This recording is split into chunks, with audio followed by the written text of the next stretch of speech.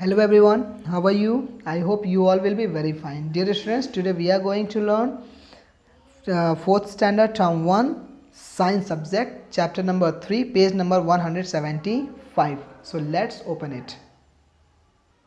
Okay, dear students, lesson number 3 जिसका title है animals how life goes on, किस तरीके से एनिमल्स की लाइफ चलती है, इसमें हमने स्टडी किया हुआ है। ठीक है, जिसमें से जो लाइफ होती है किसी भी जीव जंतु के पैदा होने की प्रक्रिया दो प्रकार से होती है, डायरेक्ट बर्थ के माध्यम से या लेइंग एग के माध्यम से। लेइंग एग और एग के कौन कौन से पार्ट होते हैं हमने ऑलरेडी स्टडी किया हुआ है। ठीक है, इसी तरीके से लाइफ साइकिल, हैन की लाइफ साइकिल, फ्रॉग की लाइफ साइकिल हम देख चुके हैं, साथ ही सिल्वर फिश के कुछ कैरेक्टरिस्टिक हम पढ़ चुके थे। आज की वीडियो में हम स्टडी करेंगे इंसेक्ट्स के विषय में। इंसेक्ट्स मीन्स छोटे कीड़े, इंसेक्ट मीन्स छोटे कीड़े। Okay, look it. Insects lay eggs, जो छोटे छोटे कीड़े होते हैं वो भी एग क्या करते हैं, देते हैं। The eggs then go through several stages of development before coming adult insects.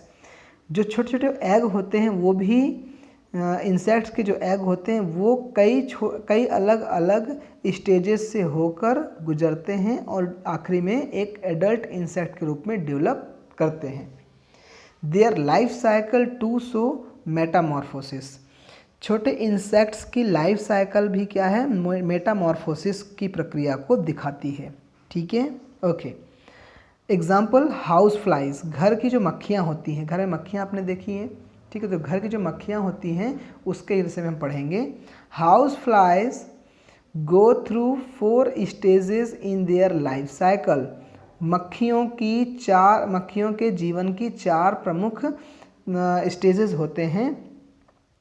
The house flies lays 100 of eggs at a time. आपको पता है घर में जो मक्खियाँ होती हैं एक बार में हजारों अंडे देती, सैकड़ों अंडे देती हैं।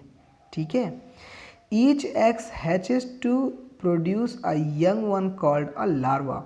और उस छोटे छोटे अंडे से क्या बनता है, लार्वा बनता है। क्या बनता है, लार्वा बनता है। ठीक है, the larva of a house fly is called maggot. और उसी लार्वा को क्या बोलते हैं हम, मैगॉट बोलते हैं। क्या बोलते हैं, याद रखेंगे, the larva of house fly is called maggot. The larva looks like a worm. एक छोटे से कीड़े की तरह दिखाई देता है वो लार्वा। कैसा दिखाई देता है, वर्म की तरह। ठीक है, इल्ली की तरह।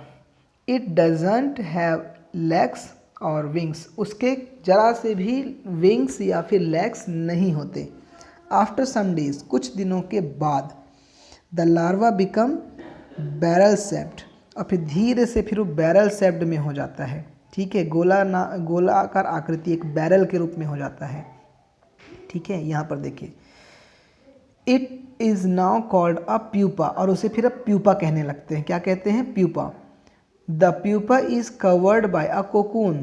प्यूपा के चारों ओर एक प्रकार का खोल होता है जिसे कोकून बोलते हैं। The cocoon breaks open in a week. एक सप्ताह में वो कोकून खुल जाता है। And a young house fly comes out. और एक यंग हाउस फ्लाई, छोटी मक्खी जो है वहाँ से बाहर निकल जाती है। Right, look it. अब यहाँ पर देखिए, अडल्ट हाउस फ्लाई है ये, इस पिक्चर में समझते जाइए। अडल्ट हाउस फ्लाई, इसने सैकड़ों अंडे दिए, बहुत सारे अंडे देती हैं ये, अंडे दिए। ये अंडे धीरे से किस में कन्वर्ट हुए, लार्वा में।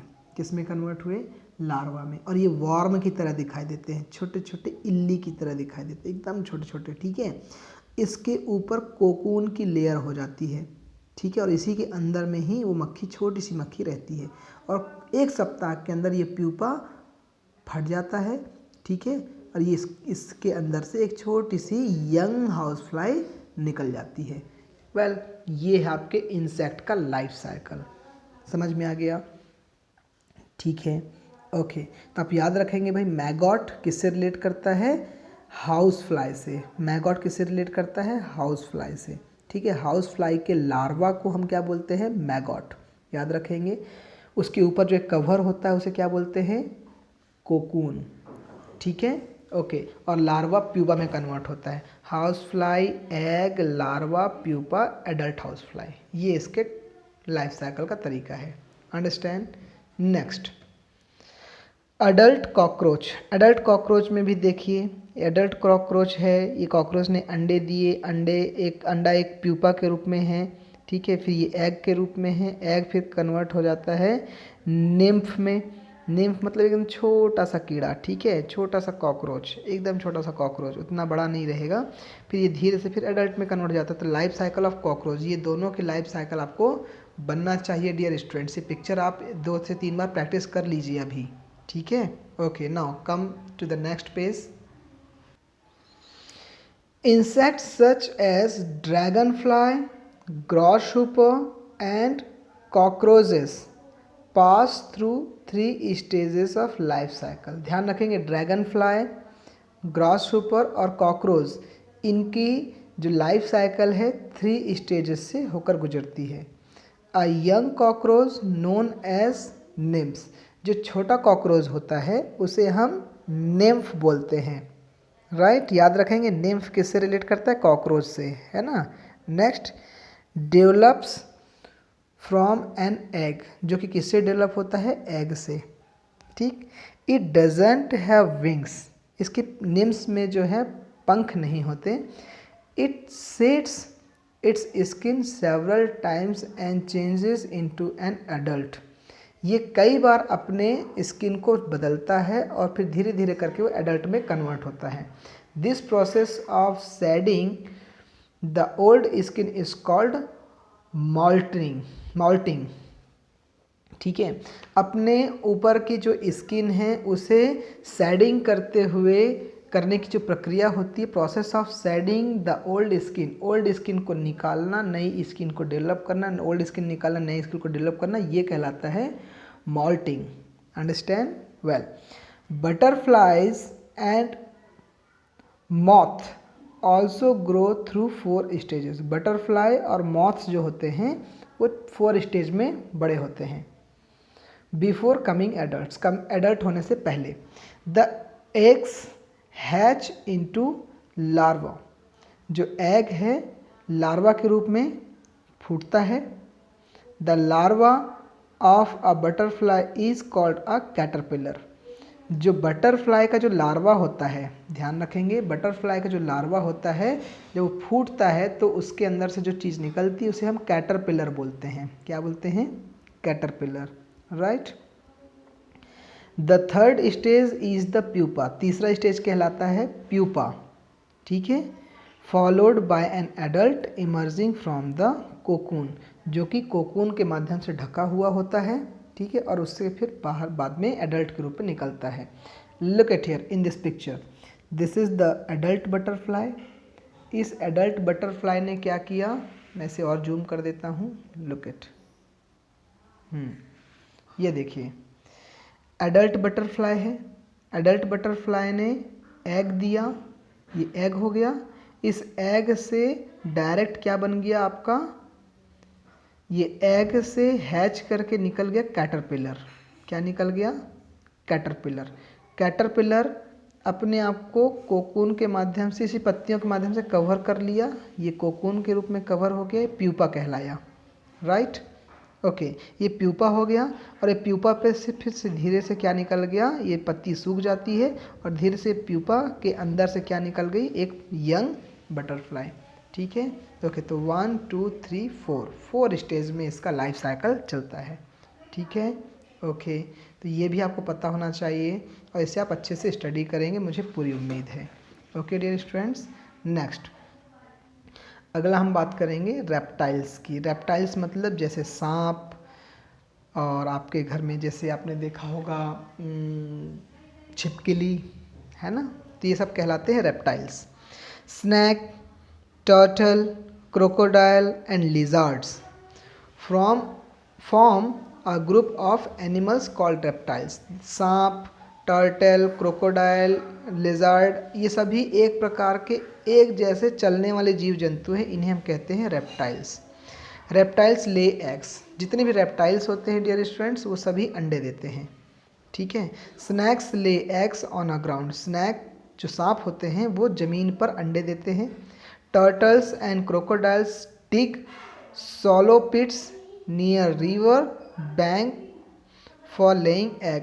टर्टल कछुआ और क्रोकोडाइल जो मगरमच्छ होते हैं वो नदी के किनारे एक प्रकार से गड्ढा बनाते हैं और उसमें अंडे देते हैं। Right, okay. चलिए अब इसी के साथ हमारा एक छोटा सा एक्सरसाइज है, इसे जल्दी से कंप्लीट करिए। तो choose the correct option, correct option चुनना है। Which of the following is not the part of an egg. Egg का कौन सा एक चीज़ है जो पार्ट नहीं है? यॉक, एल्बुमेन, एम्ब्रियो, फर। तो एग का यॉक तो पार्ट होता है, बिल्कुल होता है। एल्बुमेन भी होता है, ठीक है। एम्ब्रियो भी होता है, फर नहीं होता। तो ये इसका राइट आंसर है। ठीक, next, baby cockroach are known as. Baby cockroach को हम क्या बोलते हैं? तो बेबी कॉकरोच को हमने कुछ कहा था, मैगॉट? नहीं, मैगॉट तो नहीं कहा था। टैडपोल? नहीं, टैडपोल भी नहीं कहा था। NIMS? Yes yes yes, this is baby cockroach को हमने कहा था NIMS. Right. Which of the following is not an egg laying animal. कौन सा जो है एनिमल जो एग नहीं देता? एलिफेंट, क्रोकोडाइल, हैन, फ्रॉग। फ्रॉग भी एग देता है, हैन भी एग देता है, क्रोकोडाइल भी एग देता है क्योंकि क्रोकोडाइल रेप्टाइल्स है ना। वेल, और एलिफेंट ये नहीं देता। ठीक है, तो इसका राइट आंसर हो गया। ओके डियर स्टूडेंट, तो ये था आज के हमारे इस वीडियो का पार्ट। ठीक है, अब इस वीडियो के हिसाब से आपको अच्छे से स्टडी करना है और इसके बाद अगला जो वीडियो होगा इस लेसन का हमारा लास्ट वीडियो होगा एक्सप्लेनेशन के पॉइंट ऑफ व्यू से। तो आप अच्छे से स्टडी करते जाइए और खूब आगे बढ़िए। ठीक है, okay. So now keep studying. एक बार शुरू से इस लेसन को फिर से एक बार पढ़ लीजिए आप और याद रखिए सारी बातों को। ठीक है, और अपने एंटरटेनमेंट के पर्पज़ से आप ये वाले पिक्चर्स चाहें तो बना सकते हैं। इसका नाम भी लिखेंगे तो आपको धीरे धीरे याद हो जाएगा। ठीक है, life cycle of butterfly, life cycle of egg and Hahn, life cycle of cockroach. जितना भी आपने पिक्चर देखा ना उसके सब पिक्चर्स आप बनाना शुरू करिए ताकि आपका एक एंटरटेनमेंट भी हो जाएगा और आप लर्न भी कर जाएंगे। Okay dear students, so now take care, thank you.